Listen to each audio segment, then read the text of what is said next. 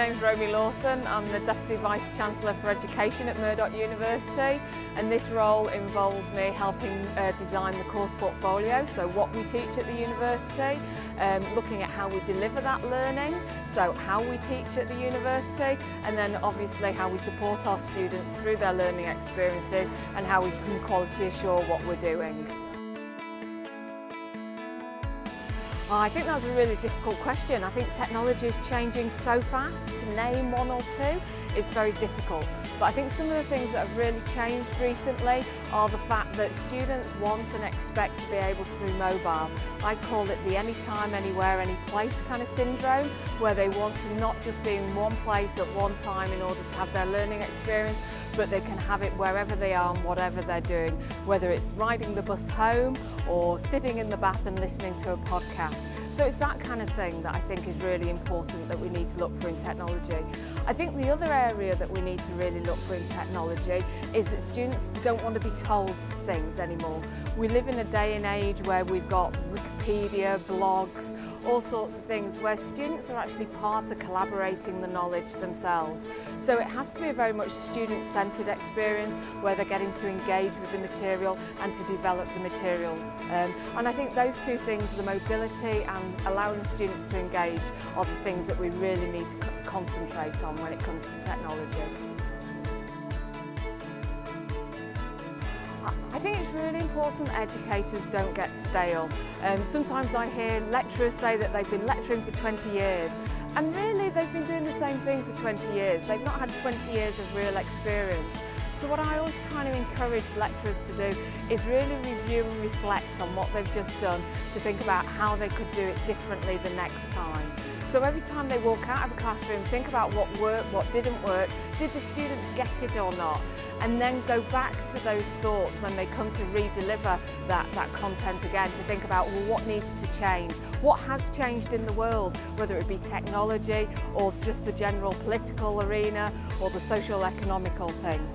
Everyone needs to constantly be thinking about what's changed, what do I need to do differently in my teaching. I think students still want to have classrooms. I think they like the human touch where possible. That's not always possible for all our students. Some of our students have to be more remote from us. But I think there will still be a place for that human touch one-to-one.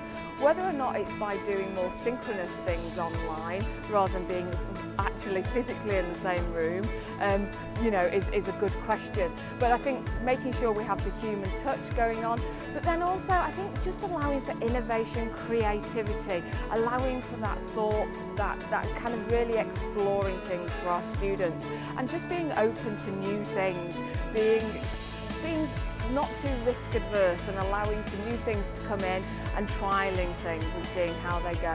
I think that's what we need to be thinking about. I also think we really need to be very, very cognizant of people going into their careers and how employable they are. We hear that students are going to have 15 different jobs in 3 different careers into the future.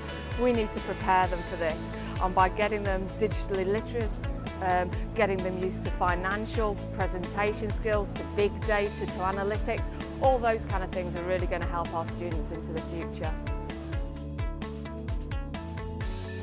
We've had a really big think of our curriculum recently at Murdoch University, and one of the things that we're introducing is what we've called a career learning spine. So all our students into the future will be expected to do some career learning, whether it be management of their careers, whether it be widening their discipline by doing some additional modules. So you might be doing teaching, but you might want to learn how to code.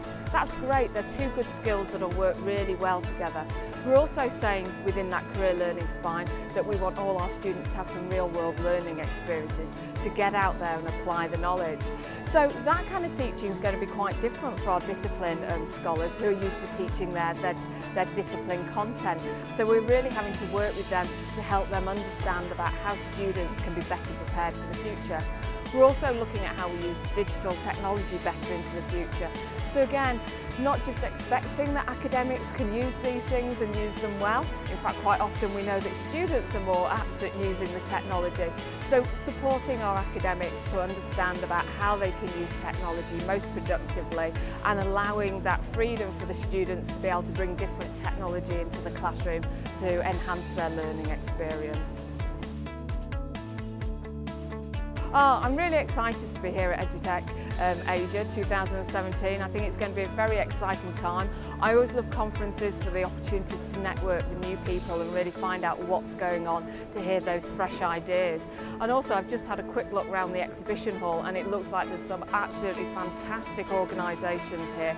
So great to engage in conversations and see some of the new technology that's taking place.